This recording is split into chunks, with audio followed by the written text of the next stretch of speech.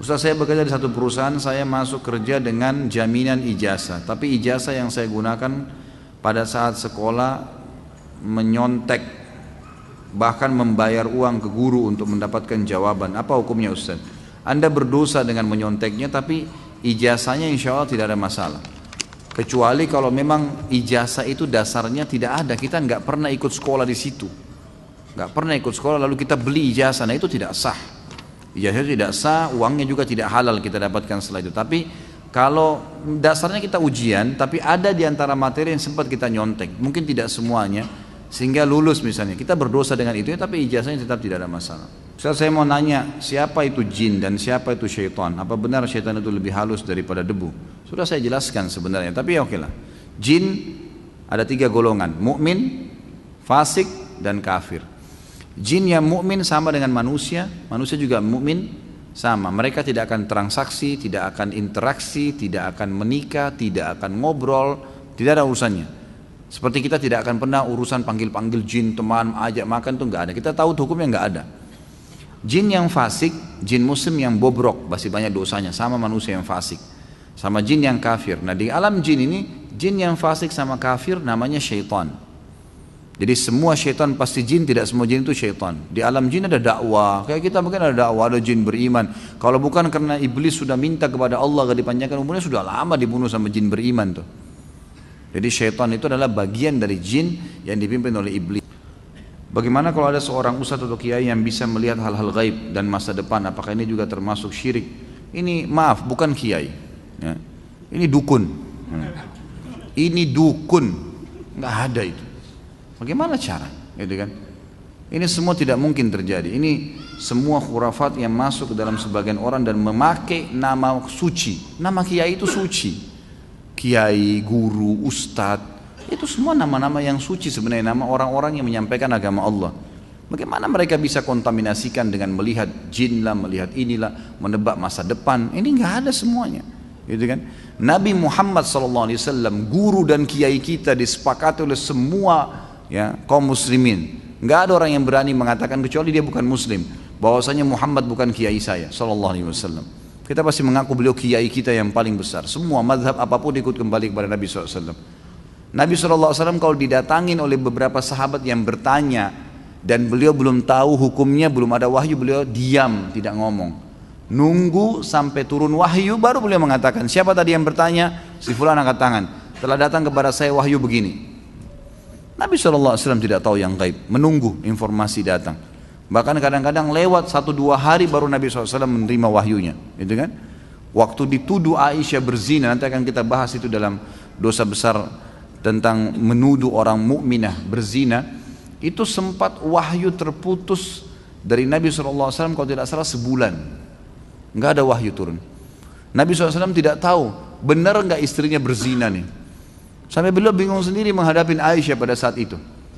Ngumpulin sahabat, nanya, sahabat bertengkar, ribut, ada yang dukung, ada yang enggak. Datang ke rumahnya Aisyah, ditanyakan Aisyah, Aisyah mengatakan tidak, saya tidak melakukan. Sampai turun firman Allah Subhanahu Wa Taala. Nabi SAW terjadi pada rumah tangganya. Turun ayat Al-Quran, nanti akan kita bahas tuh. Ayat-ayatnya lengkap semua menceritakan. Beliau tidak tahu yang gaib. Bagaimana ada orang yang mengaku kiai, kemudian bisa melihat yang gaib, bisa tahu masa depan? Bagaimana caranya? Allah mengatakan dalam Al-Quran tentang Nabi SAW dan Nabi disuruh ucapkan itu. A'udzu billahi minasyaitonir rajim. Qul law kuntu a'lamul ghaiba lastakthartu minal khairi wa ma massani as-su. Katakan hai Muhammad kepada mereka, kalau saya ini tahu yang gaib, maka pasti saya akan perbanyak kebaikan-kebaikan dan saya tidak akan ditimpa masalah. Tidak akan ditimpa masalah karena sudah tahu, oh di sana nanti ada orang yang ganggu saya. Udah saya nggak usah ke sana. Nabi SAW di perang Uhud kena pedang. Sampai kemarin kita bahas kabar Abdurrahman bin Auf bagaimana melengket pedang di topi besi beliau dan Abdurrahman cabut radhiyallahu anhu dengan giginya sampai giginya tanggal, luka berdarah kening Nabi SAW. Gigi beliau sempat pecah, pundak beliau sempat kena hantaman pedang orang kafir. Nabi SAW tidak tahu itu sebelum keluar dari Uhud, sebelum keluar dari Madinah, nggak tahu sama sekali. Bahkan beliau mengatakan saya rasakan sakitnya sebulan, gitu kan? Kalau Nabi SAW tahu, Nabi tidak akan keluar. Tapi memang begitulah, gitu kan? Memang tidak ada yang tahu. Dan ini sudah panjang lebar. Ada juga judul di YouTube bisa dilihat ceramah saya, Kiaiku Muhammad, Kiai Anda siapa? Panjang lebar saya jelaskan banyak dalil-dalil Al-Quran, banyak sekali yang menjelaskan kalau Nabi SAW tidak tahu hal-hal yang gaib, tidak tahu masa depan, gitu kan?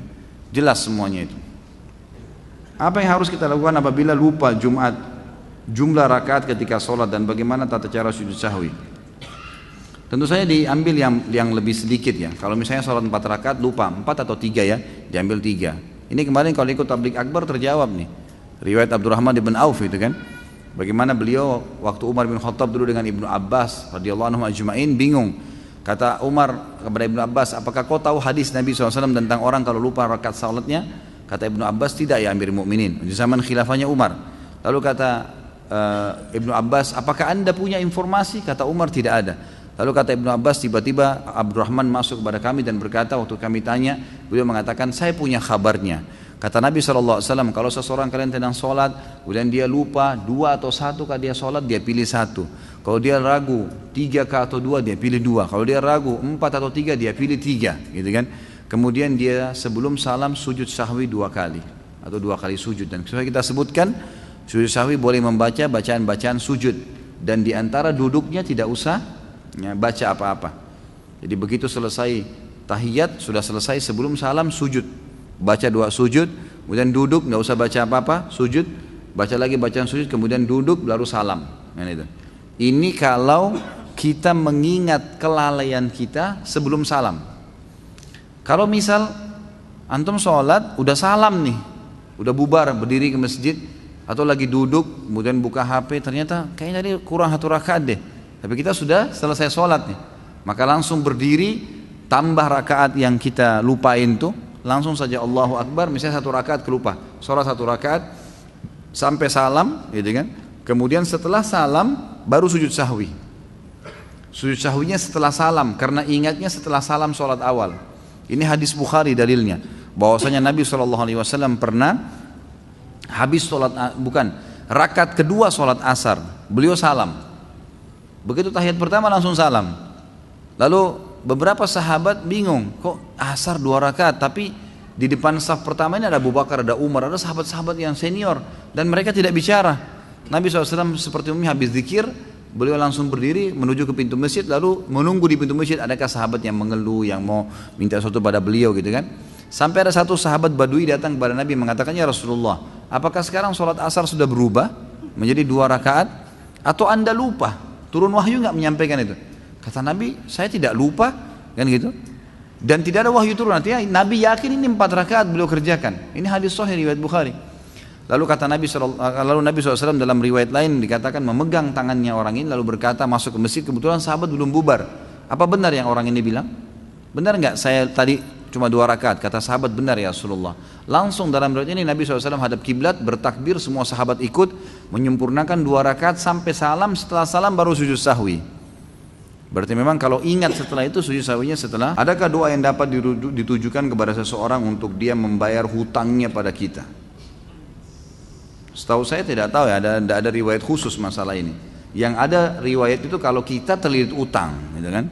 Karena Ibnu Abbas mengatakan, kalau engkau membaca dalam riwayat sahih, kalau engkau membaca Allahumma kfini bihalalika an haramik waqdin bi fadlika amman siwak. Allahumma kfini bihalalika an haramik, ya Allah cukupkanlah aku menikmati yang halalmu dan jauhkan aku dari yang haram. Waqdini bifadlika amman siwak, dan lepaskan saya dari ketergantungan kepada selainmu, maka akan dibayarkan utangmu oleh Allah walaupun memenuhi langit. Kata Ibnu Abbas radhiyallahu anhu. Ini harus diamalkan, dan ingat kalau berdoa ikutkan dengan hadis Nabi yang lain riwayat Bukhari, ud'ullaha mukinuna bil ijabah. Berdoa sama Allah diikuti dengan keyakinan penuh Allah akan ijabah. Fa inna Allah la yakbalu ad-du'a min qalbil ghafil. Allah tidak akan pernah terima doa dari hati yang lalai. Doa ya Allah diterima enggak ya? Ragu. Atau sambil berdoa sambil ingat makanan, ingat pasangan, ingat ini, enggak bisa. Harus dengan yakin, gitu kan.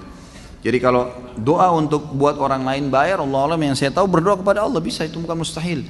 Pernah terjadi dalam sebuah riwayat yang sahih, Umar bin Khattab pada saat mengirim pasukan di perang Qadisiyah menembus ya benteng-benteng Persia, Nah pada saat itu pasukan muslimin yang masuk dari 12.000 orang pasukan ini, itu kan kalau pasukan jihad masuk dan menang, berarti lokasi yang ditembus itu menjadi harta rampasan perang. Jadi miliknya mereka, miliknya mujahid. Jumlah mereka kecil, wilayah Persia besar, gitu kan. Ini kalau dibagi ini luar biasa gitu. Maka waktu itu mereka sudah mau bagi, tapi sebelumnya minta saran Umar bin Khattab. Umar berpikir untuk apa, mujahid ini nggak butuh sebanyak ini. Maka Umar bin Khattab juga berpikir mereka mu'allaf, baru masuk Islam, baru mengenal Islam, lebih baik ganima ini harta rampasan perang dibagi aja, tetap pemiliknya tapi dikasih setengah kepada para mujahid. Waktu itu Bilal radhiyallahu anhu sahabat Nabi yang lain menolak. Waktu Umar bin Khattab kasih keputusan, kata Bilal, ya Amir Mu'minin, jelas hukum agama kita, gitu kan? Ini dibagi untuk mujahidin. Maka Umar bin Khattab mengatakan, wahai Bilal, pikirkanlah, kalau kau mendapatkan sekian bagian dari Persia, kau mau apain tuh harta? Banyak sekali, gitu kan? Dan mereka itu orang-orang yang baru masuk Islam. Lebih baik kamu berbagi dengan dia sambil kamu ajarkan Islam. Ini pendapat Umar. Tapi Bilal tetap ngotot, nggak mau. Kata Umar, saya pun meminta tolong kepada Allah agar melunakkan hati Bilal melalui doa malam saya. Maka Umar bin Khattab sujud berdoa kepada Allah di salat malam, ya Allah lunakkanlah hati Bilal, ya Allah lunakkan, terus begitu. Kata Umar radhiyallahu anhu, pas tiba habis sholat subuh, Bilal datang kepada saya mengatakan, saya ridho kepada hukummu hai Amir Mu'minin, gitu kan? Jadi bukan mustahil berdoa, doakan, ya Allah lunakkan hatinya supaya dia bisa membayar utangnya, gitu kan? Sambil tentu kita muhasabah teman-teman sekalian. Jadi kadang-kadang kita juga ini terlalu banyak, terlalu pintar menyalahkan orang, tidak bermuhasabah. Apa yang terjadi, sesuatu yang terjadi pada kita, yang paling pertama hisab diri kita dulu. Ada masalah apa saya ini? Jangan sampai orang ini gunjing karena saya pernah gunjing orang. Jangan sampai utang ini mungkin saya pernah utang sama orang saya nggak bayar. Jadi kita muhasabah dulu. Kalau kita sudah tidak temukan variabel kesalahan kita, nah baru gitu. Baru kita mungkin ini cobaan murni, bukan karena kesalahan saya. Tapi kalau kita memang dasarnya ada kesalahan dulu, mintalah kepada Allah mudah-mudahan jadi pengampunan dosa gitu.